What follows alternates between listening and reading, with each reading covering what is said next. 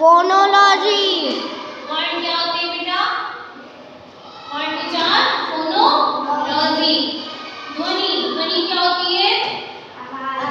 ध्वनि मीन्स आवाज। ध्वनि मीन्स आवाज। हम जो भी शब्द या वाक्य बोलते हैं वे छोटी छोटी ध्वनियों से मिलकर बनते हैं। हम जो भी शब्द या वाक्य बोलते हैं वे छोटी छोटी ध्वनियों से मिलकर बनते हैं। ध्वनि मीन्स आवाज। वर्ण, वर्ण क्या होते हैं? वे छोटी से छोटी ध्वनि, वह छोटी से छोटी ध्वनि जिसके टुकड़े नहीं किए जा सकते। अगर हम आपको कोई छोटी सी चीज देते हैं, बोलते हैं उसके टुकड़े कर दो, तो क्या आप उसके टुकड़े कर लेंगे? No ma'am. नहीं। तो छोटी से छोटी ध्वनि जिसके टुकड़े नहीं किए जा सकते उसे वर्ण कहते हैं। वे छोटी से छोटी ध्वनि जिसके टुकड़े नहीं किए जा सकते उसे वर्ण कहते हैं। वर्ण, वर्णों के निश्चित क्रम को, वर्णों के निश्चित क्रम को वर्णमाला कहते हैं। वर्णमाला क्या होती है? आपने पीजी क्लास के किसी बच्चे की बुक देखी है?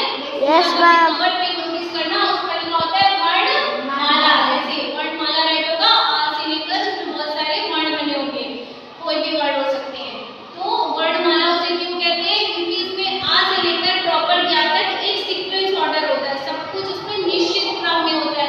ये नहीं कि कोई भी वर्ण उठाकर हम कहीं पे भी रख दें।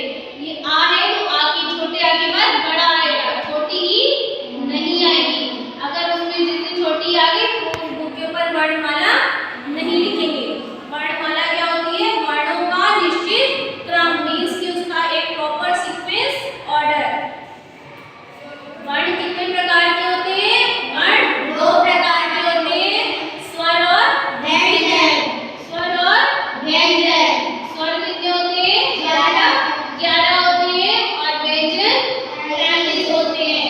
स्वर 11 होते हैं, व्यंजन 33 होते हैं। स्वर कौन कौन से होते हैं? छोटा, बड़ा, छोटी, बड़ी, छोटा ऊ, बड़ा ऊ, री, ए, ऐ, ओ, औ।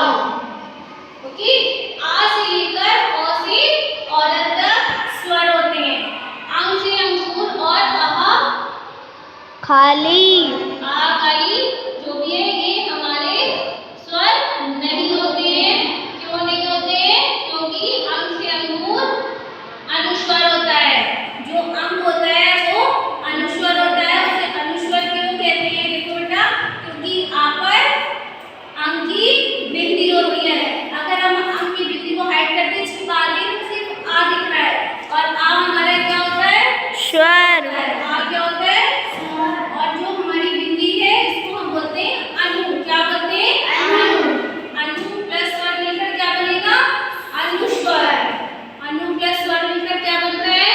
अनुस्वर। और आहा, आहा क्या होता है? विसर्ग। आहा को हम क्या बोलते हैं? विसर्ग। क्यों बोलते हैं? क्योंकि आहा में लास्ट में दो बिंदी होती है ना। जैसे वर्ड है क्रमशः। क्या वर्ड है? क्रमशः। इसको हम क्या क्रमश पढ़ते हैं? नहीं पढ़ेंगे। क्यों?